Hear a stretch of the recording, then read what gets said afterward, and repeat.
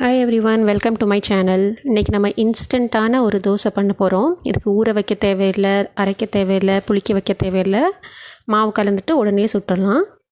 அதுக்கு 1 கப்பு சேமியா, 1/2 கப்பு ரவை, 1/2 கப்பு அரிசி மாவு, 1/2 கப்பு தயிர், அப்புறம் உங்களுக்கு தேவைக்கு ஏற்ற மாதிரி குட்டி குட்டியாக கட் பண்ண வெங்காயம், கொஞ்சம் இஞ்சி, பச்சை மிளகாய், அப்புறம் கருவேப்பிலை, அப்புறம் ஒரே 1 டீஸ்பூன் ஜீரகம்.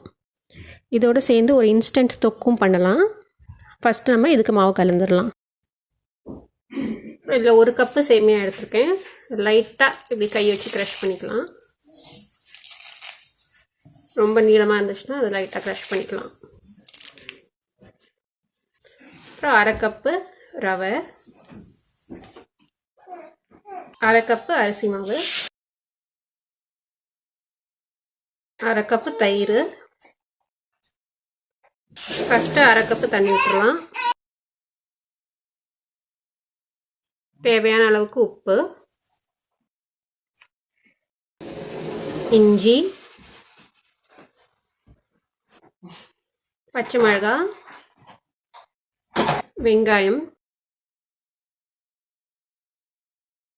வெங்காயம்லாம் உங்கள் இஷ்டத்துக்கு எடுத்துக்கலாம். கருவேப்பிலை, அப்புறம் 1 டீஸ்பூன் ஜீரகம். இதெல்லாம் கலந்துக்கலாம்.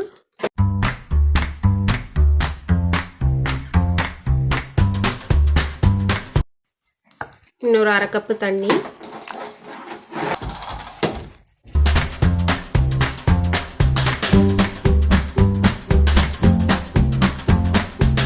மொத்தமாக 2 கப்பு தண்ணி விட்டுருக்கோம்.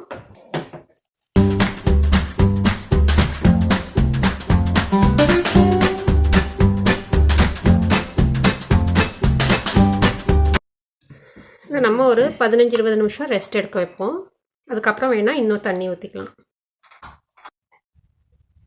அது ரெஸ்ட் எடுக்கிற டைமில் நான் 2 மினிட்ஸில் ஒரு தொக்கு பண்ண போகிறேன். ஸோ இது வந்து நான் குவாரண்டைன் டைமில் பண்ணுறேன். என்கிட்ட ஃப்ரெஷ் தக்காளி காலி ஆயிடுச்சு. அதனால் இந்த டொமேட்டோ பேஸ்ட் யூஸ் பண்ணி பண்ண போகிறேன். நீங்கள் என்னோடய போன வீடியோலாம் ஃபாலோ பண்ணிட்டு இருந்தீங்கன்னா தெரியும். நான் வந்து இதுக்காக ஒரு பேக்கப்புக்காக டொமேட்டோ பேஸ்ட் வாங்கி வச்சுருந்தேன். அதுதான் யூஸ் பண்ணி பண்ண போகிறேன். இப்போ எப்படி பண்ணுறதுன்னு பார்க்கலாம் வாங்க. இது தாளிக்கிறதுக்கு 1 டீஸ்பூன் கடுகு உளுத்தம்பருப்பு, தக்காளி இல்லைனா தக்காளி பேஸ்ட்டு, 1 பிஞ்சு மஞ்சள் தூள், பெருங்காயப்பொடி, உங்கள் காரத்துக்கு ஏற்ற மாதிரி மிளகாத்தூள். இதை வச்சு நம்ம இப்போ இன்ஸ்டன்ட் தொக்கு செய்ய போகிறோம். ஒரு பேன் சூடு பண்ணி அதில் நல்லெண்ணெய் விட போகிறேன்.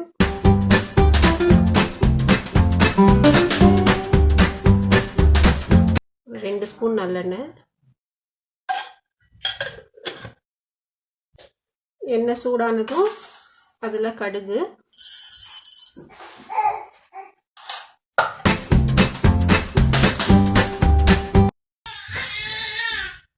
கடுகு பொரியுது.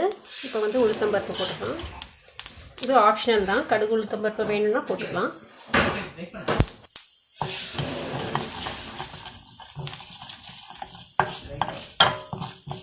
ஃப்ளேம் வந்து ஃபுல்லாக ரெடியூஸ் பண்ணிக்கோங்க. இதில் ஒரு 1/4 ஸ்பூன் மஞ்சள் தூள், உங்கள் காரத்துக்கு ஏற்ற மாதிரி மிளகாத்தூள், அப்புறம் உப்பு.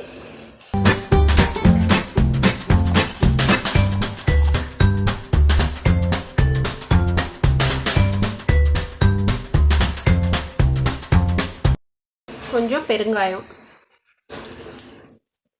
1 பிஞ்சு. இது ஆப்ஷனல் தான், வேணா போட்டுக்கலாம். இந்த மசாலா இந்த எண்ணெயில் லைட்டாக வதங்கட்டும். அந்த டொமேட்டோ பேஸ்ட் வந்து ஆல்ரெடி தண்ணிலாம் இல்லாமல் குக் ஆகி தான் இருக்குது. ஸோ ரொம்ப குக் பண்ண தேவையில்லை. அது போட்ட உடனே 1 நிமிஷம் 2 நிமிஷத்தில் ரெடி ஆகிடும். ஸோ இது தீஞ்சு போகாமல் இருக்கிறதுக்கு ஃபுல்லாக ரெடியூஸ் பண்ணிக்கோங்க. இப்போ இதில் நம்ம தக்காளி பேஸ்ட்டை போட்டுடலாம்.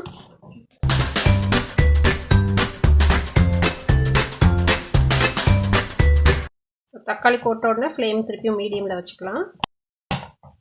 இப்போ இந்த எண்ணெய் வந்து திருப்பி பிரிஞ்சு மேலே மதக்கணும். அது வரைக்கும் கிண்டலாம். அது 2 மினிட்ஸில் திருப்பி வந்துடும். நீங்கள் தக்காளி வச்சு செய்கிறீங்கன்னா தக்காளி வந்து மிக்சியில் அடிச்சுட்டு இதே மாதிரி பண்ணணும். அதில் வந்து அந்த தண்ணியெல்லாம் வற்றி இது மாதிரி தொக்கு மாதிரி வர்றது வரைக்கும் கிண்டிகிட்ருக்கணும். டைம் தான் கொஞ்சம் ஜாஸ்தியாக இருக்கும். இங்கே ஆல்ரெடி தண்ணியெல்லாம் வற்றி ரெடியாக இருக்கிறதுனால ஈஸியாக சீக்கிரம் ரெடி ஆகிடும்.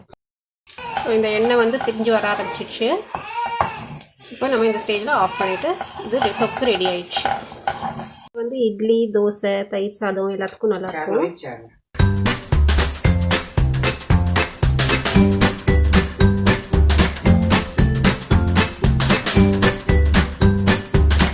ஸோ இது கொஞ்சம் கட்டி ஆயிடுச்சு. இன்னும் கொஞ்சம் தண்ணி விட்டு தின் பண்ணலாம்.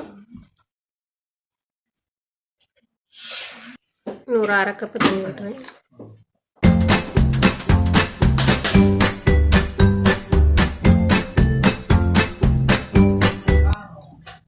ஒரு பேன் சூடு பண்ணி அதில் கொஞ்சம் எண்ணெய்,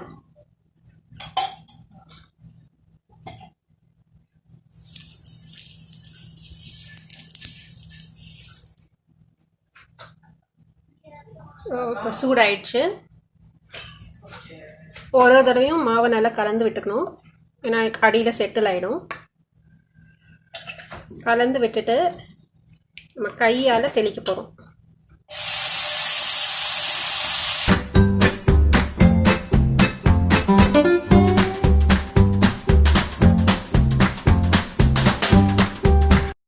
இதில் எண்ணெய், நல்லெண்ணெய்,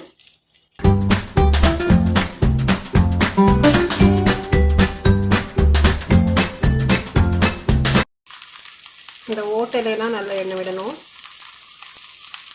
அப்போ தான் நல்லா முறுமுறுன்னு வரும். இப்போ நான் மூடி வைக்க போகிறேன். ஓப்பன் பண்ணி பார்க்கலாம்.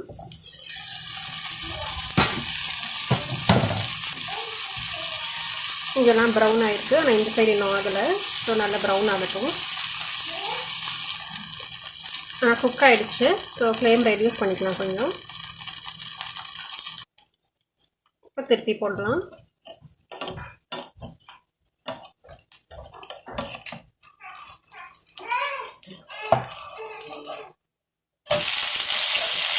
நல்லா முறுமுறுன்னு வந்துருக்கு. திரும்பி போடணும்னு அவசியம் இல்லை, அப்படியே கூட எடுத்துக்கலாம்.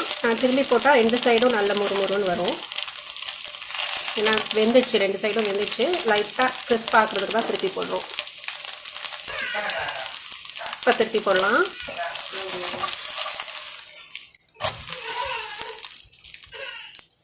இதை எடுத்துடலாம்.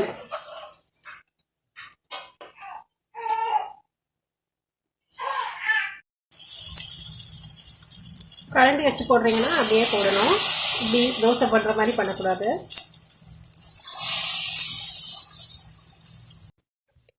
ஸோ உங்கள்கிட்ட இட்லி தோசை மாவு காலி ஆகிடுச்சு, இன்ஸ்டண்ட்டாக ஏதாவது பண்ணணும், இல்லை திடீர்னு கெஸ்ட் வந்துட்டாங்க, இன்ஸ்டண்ட்டாக ஏதாவது டிஃபன் பண்ணணும் அப்படின்னா ஈஸியாக இந்த ரெசிபி பண்ணிடலாம்.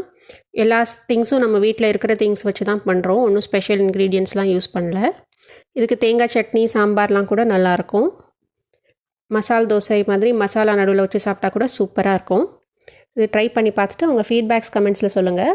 உங்களுக்கு பிடிச்சிருந்தனா ஒரு தம்ஸ் அப் கொடுங்க. நீங்கள் இன்னும் சப்ஸ்கிரைப் பண்ணலன்னா மறக்காமல் சப்ஸ்கிரைப் பண்ணுங்கள். அடுத்த வீடியோவில் பார்க்கலாம். பாய்.